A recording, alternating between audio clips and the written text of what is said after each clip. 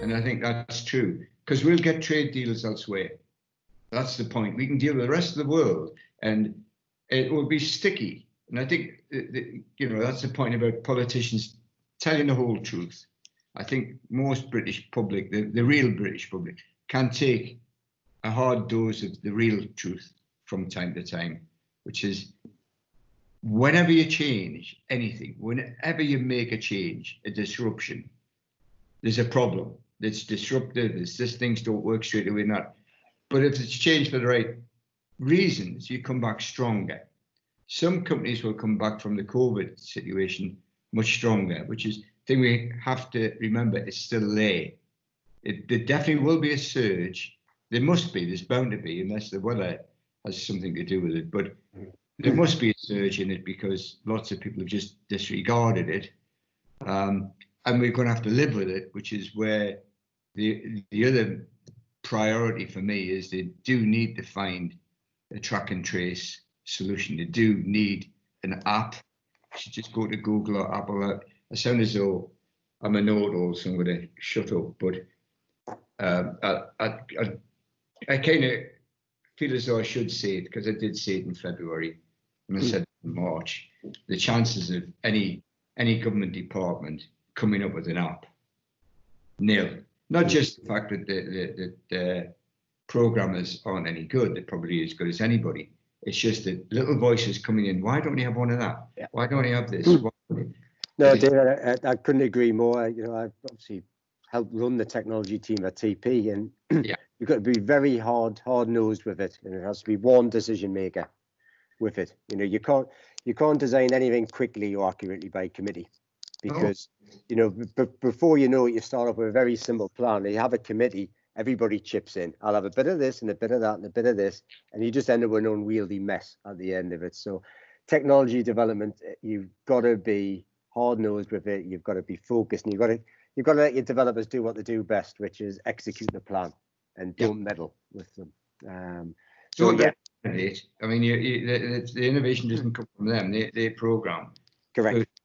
But you're right. You set out a modest thing that you can deliver quickly, which is what happened in South Korea and other places.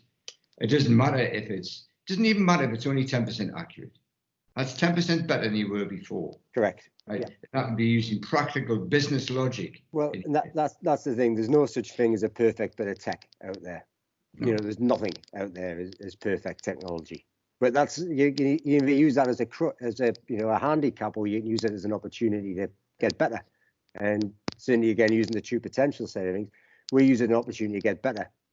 We'd always rather release a bit of tech, which is good and can get better, rather than wait to build the perfect thing, because the perfect thing doesn't exist. And it's the same with track and trace, as you rightly say, David. 10% is better than 0%. We also, it's just worth saying to anybody who can be bothered listening to this, right? We ban from the room when we're doing this. We ban bureaucrats. We ban the back room. We've got those people. We've got them in compliance. We've got them everywhere, right? You need people who are monitor evaluators and things like this. But if you introduce them too early, they'll kill you. Yeah. Because they can think of the reason why it won't work before you can even work out how it's going to work. They've got an amazing ability to kill everything, and government's full of those people, because that's how they've got on in the civil service. They've never ever risked anything. They've never taken a risk. You wouldn't, would you? Because you couldn't climb that greasy pole or whatever thing you're going to use. I'm not saying any of the people in. I think British civil service is probably the best in the world, but that doesn't mean that when you're in government you get the best of those brains. You don't.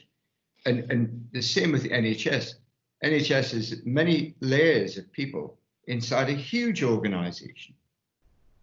What really should be done, even at a late stage now, is work out what's happened in Germany, which is decentralisation. It's that's it. Before we get much farther into what will be honestly a second wave, you can't help it. You just can't help it, not just in one or two cities, but throughout. There's going to be more. And this could be here for a while, a long, long time, that people will be catching it and so on. And we'll have to adapt and work out what we do when somebody at work, for example, gets it, you know, and stop seeing silly little things like bubbles. And how can you have a bubble that's got 250 people in it? Yeah. I don't know. It would be a dome, wouldn't it? It wouldn't be a bubble. Big bubble, big old bubble. So.